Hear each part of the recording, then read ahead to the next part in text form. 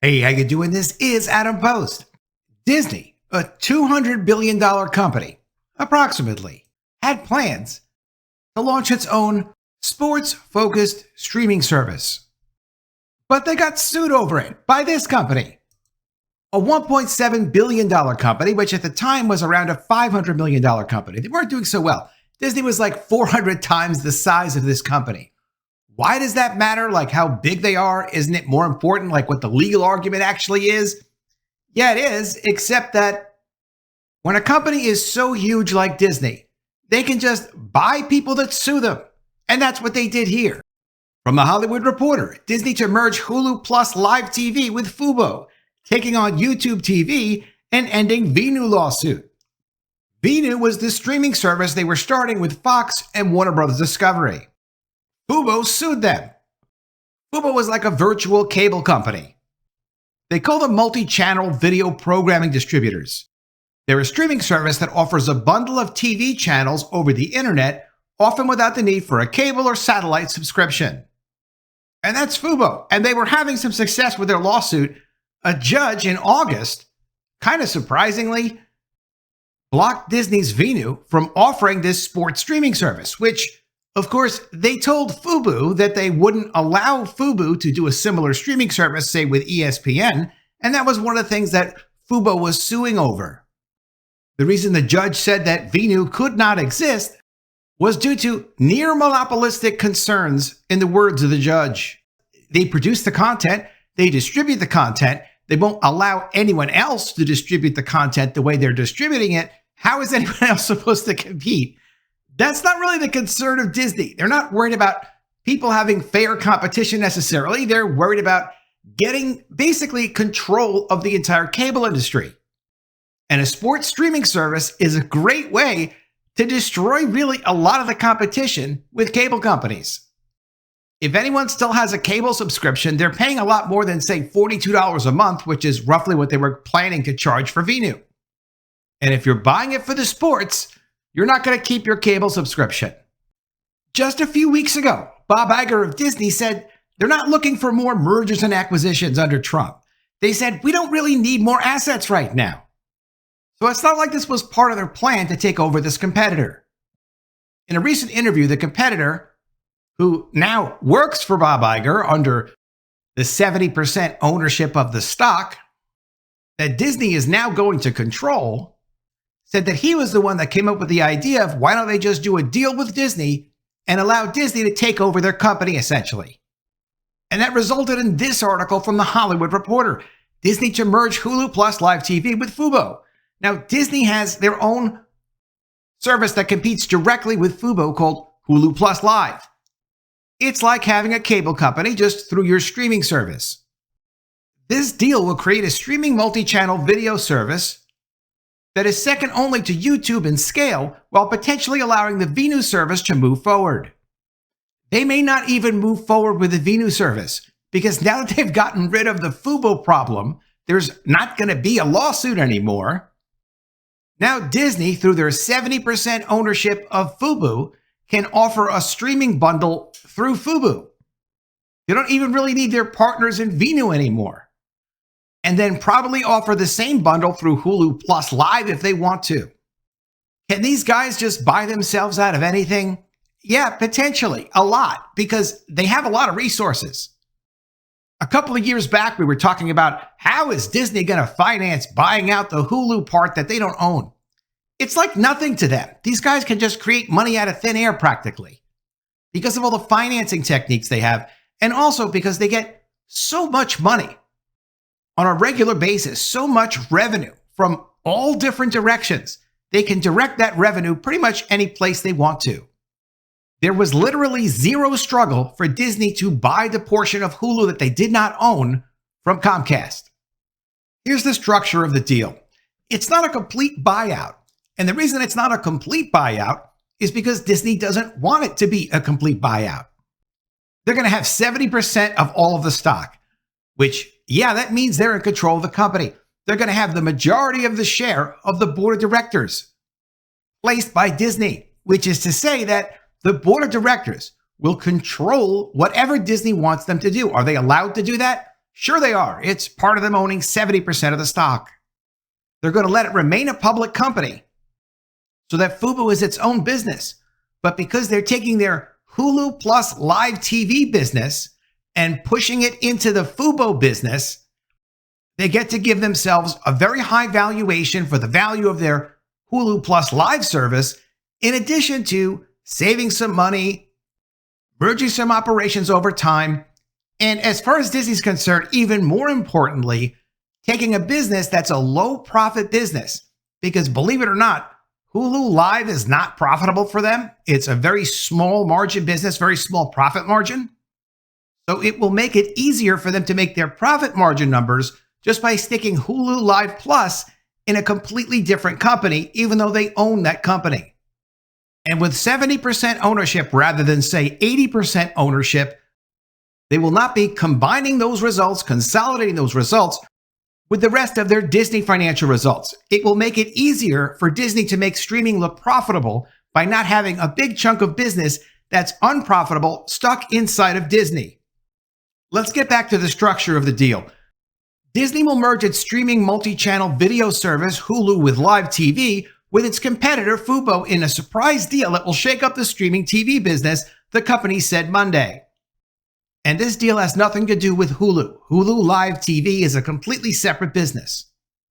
The new company will continue to be traded publicly under the Fubo name. However, Disney will control 70% and appoint a majority of the board. Fubo management, including co-founder and CEO David Gandler, will run the combined venture. So this guy, David Gandler, goes from suing Disney and successfully suing Disney to block the Venu deal to then just working for Disney. So that's what he's doing. I'm not saying it's necessarily bad. It's just kind of amazing if you think about it. The deal will do a couple of big things if and when it's completed, and executives say it could take 12 to 18 months to complete. For starters, it'll create a much bigger player in the virtual multi-channel video provider space. One that can more aggressively take on the market leader YouTube TV. YouTube TV said a year ago that it had 8 million subscribers, while Hulu Plus Live TV had 4.6 million subscribers and Fubo had 1.6 million subscribers on its own, giving it a combined offering of 6.2 million subscribers, which is not 8 million subscribers, but it's pretty close, so they become a strong number two. And these are direct competitors to the cable businesses that still gives Disney billions of dollars a year. It's not illegal, it's not unethical. If it was illegal, somebody would have sued over this by now.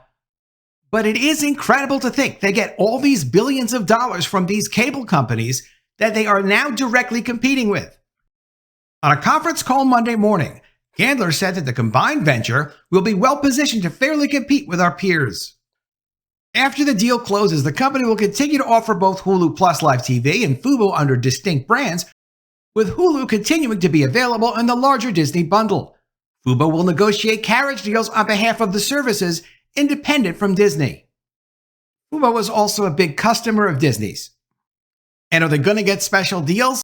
Yeah, they've already said they're going to give special deals to Fubo now. Less channels, better skinny deals, meaning they can offer smaller groups of channels for lower amounts of money if people don't want to spend so much on their TV service.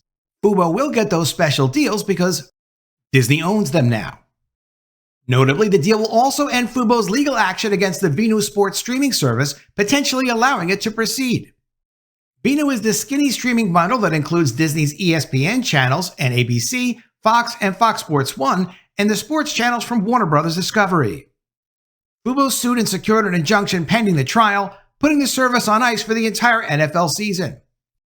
And that delay, pending a trial, and then pending any kind of appeal to a trial, was long enough that it completely threw Disney's plans off track. I don't know how Disney thought they were going to do this and not get sued by anybody, but they did, and then they just bought out the guy that was suing them, and now he works for them. Fubo will also sign a new distribution deal with Disney, allowing it to offer a less expensive bundle around ESPN and ABC, something close in design to what Venu was offering. So now the partners of Venu, if they go forward, and the partners of Venu are Disney, Fox, and Warner Brothers, will be competing with this new offering that comes out of Fubo. Gandler says it will allow Fubo to deliver flexible, innovative, and competitive content packages to consumers, particularly around sports. Disney's Hulu plus live TV Fubo merger surprised Wall Street and could lead to more deals. The Wall Street people have some interesting insights on this. Ultimately, it is a good deal for Fubo because they got the deal where they're blocking Disney, but that doesn't make them any money. It doesn't get them a successful company out of that. They may as well get bought out and get their stockholders to make a fortune, which they have. The stock has more than tripled in just a couple of days. And in Disney's case, they're going to use every point of leverage, every manipulation, every legal and financial strategy and strategic strategy to make a ton of money off of this. Let's be honest about that. Now, Disney's going to have a major competitor that they control to their customers at the cable companies. And the cable companies, if they could do something about this, they would say, okay, fine, we're not going to buy any more Disney channels. Good luck with your competing service. But they can't do that because Disney's too big. They have too many properties. The cable companies couldn't operate. And Disney can then say, okay, well, you still want those Disney channels of ours? You like that ESPN that keeps your subscribers? Well, you're going to have to give us a great deal because if you don't, we don't have to sign with you. Look at what Disney is doing to their affiliate stations. These affiliate stations are stations that are independently owned. They're not owned by Disney. They have a license to rebroadcast ABC. And as part of that license, which they're paying a lot of money for, those independent ABC stations get additional revenues by getting paid by cable companies in their area. So if you're a New York or a Florida or Texas ABC affiliate station, you're getting paid revenues by the local cable company to rebroadcast that ABC content. That's how it works. If you have a cable company, you have to pay for that rebroadcast of those network channels. And who do you pay? You don't pay the network directly. You pay the local affiliate station, and that affiliate station does share those revenues with ABC in this case, whoever the network is. But now Disney is running some kind of aggressive operation to really push hard back on their own affiliates that are already paying them a lot of money and trying to get them to pay increased fees for those redistribution rights that they're getting revenues from the cable companies. In some cases, the amount of money that ABC is demanding from its affiliate stations, the independent ones, is more money than they're getting from the cable companies. From Zero Hedge, ABC's negotiations with local TV stations concerning, according to FCC Commissioner. When local broadcast TV stations air ABC content, they have to financially compensate the network. The payment, as well as other aspects related to airing the content, are covered in the affiliate agreements signed between ABC and the stations. ABC is currently negotiating these agreements. Quote, reporting indicates that certain of ABC's affiliate agreements are set to expire at the end of this year unless ABC and the local broadcast TV stations reach new agreements, according to the FCC guy Carr. Quote, the approach that ABC is apparently taking in these negotiations concerns me. Local TV stations receive payments from cable TV or satellite service providers to allow these services to carry their channels, called retransmission consent fees. Meanwhile, national broadcast networks like ABC take a cut of this revenue from local TV stations known as reverse retransmission fees. That actually sounds pretty fair. Unless the affiliate station is getting some kind of an exclusive on the broadcast, if they allow the affiliate station to offer a sub-license or an additional license in that local area, it makes sense. Up to a certain limit, though.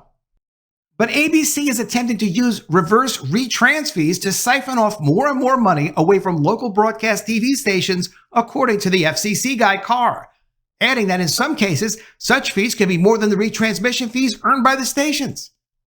He alleged that ABC was doing this for underwriting investment in the network's online streaming services.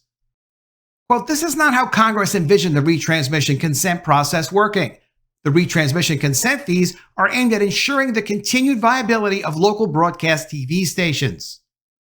Because cable initially was not paying for rebroadcast rights. They were just picking up signals and putting it through their cable service. And eventually that became untenable because if someone isn't paying for that broadcast, then okay, well, who's going to get revenue to pay for the production of the broadcast? But in this case, Disney is jumping in and they're saying, hey, there's some money on the table there. Let's get a hold of that money. ABC is allowed to do that. They're allowed to set up their own standards, but these retransmission fees that were guaranteed by Congress were supposed to protect local broadcasters, not be used as a tool to extract excessive monies from these local broadcasters. How could they be expected to pay more of a retransmission fee than they receive from the local cable company? Here's what the Wall Street guys had to say. Quote, frankly, we didn't see this one coming, wrote Bernstein analyst Laurie Yoon. Quote, we didn't expect Disney or anyone to effectively acquire a troubled VMVPD asset with, at best, an uncertain future. That's the virtual cable business. What we missed was Disney's willingness to spin off its own virtual cable business, which essentially operates with zero margins, dilutive to expanding direct-to-consumer margins going forward, and its need to create additional price tiers for sports fans, Venu and perhaps through Fubo, to mitigate the downside from the ongoing pay TV decline. When they say dilutive to expanding direct-to-consumer margins, that's to say they can try to make money in their streaming services and they will eventually make money in their streaming business. But what they don't want is a business unit like this virtual cable distribution business for Hulu Plus Live TV, because since that unit is pretty much unprofitable, it's going to take down their average revenues and their average profitability. So they can increase their overall percentage of profit and their profitability and make them look like a more viable company and make streaming look more profitable by getting rid of Hulu Plus Live TV. The sophistication of finance inside of Disney is really like next level. We'll never know all the things that they do to make their numbers work. The result could be a boost to the profitability of Disney's remaining streaming business. Quote, it's generally believed that Hulu Plus Live TV operates at zero margins, which is a drag on the rapidly expanding direct-to-consumer margins on a consolidated basis when you combine Disney Plus and Hulu. As Disney aims to deliver more than 10% direct-to-consumer margins in 2026, offloading this virtual cable division financials, around $4.4 billion in revenue in the last 12 months, would certainly help. So they can take that failing business, essentially, out of their other failing business and try to make the numbers work better for streaming. The analyst also noted the launch of Venu and potentially new packages from Fubo appears to be an important strategic lever to cast a wider net and catch all potential subscribers of ESPN across various price tiers. But he also emphasized, we remain cautious about the potential synergies discussed in the investor deck given the structural challenges of the pay TV business model. Pay TV, this virtual cable business, is not a good business. It's just a way to kind of move revenue around and make sure they have distribution for their cable channel content, and also to be able to leverage and push around their cable customers to say, hey, we could distribute this ourselves. We don't need you, and get maximum revenue out of their cable channels for as long as they can from those cable companies, the same way that they're doing to the independent ABC affiliate TV stations. A Morgan Stanley analyst focused on the merger's implications for Disney and the broader TV industry. Quote, the total combined company will have 6.2 million subs in North America, making it the sixth largest pay TV distributor in the US and 6.5 million globally, including France and Spain, with $6 billion in pro forma revenue. For Disney, the combined company takes away the responsibility of managing Hulu Plus Live TV while incorporating more revenue at a lower earnings profile compared with Disney overall, but perhaps better than Hulu Live TV standalone. Because Disney is taking this Hulu Plus Live TV business that is there pretty much just to create problems with their cable customers, make sure they're capturing as much direct-to-consumer business as possible, control as much of the market as possible. Because they're in that business and it's not that profitable anyway, it is better for them to just dump it on the Fubo management team and say, here, you guys run it, because then they don't even have to focus on it or think about it. They can just count the money that comes in from it and then use it strategically when they're negotiating with the cable companies, with YouTube TV, who of course licenses some of their content already, with their independent broadcast TV stations. Who knows what they're going to use it for? They'll use it as some kind of a strategic weapon. What a way to settle a lawsuit. Let me know what you think of all this in the comments below. Always love to see your ideas. Please be sure you are subscribed to the channel. Click the bell for notifications give me a thumbs up, and I'll see you again soon with another story. And if I don't see you, I will miss you.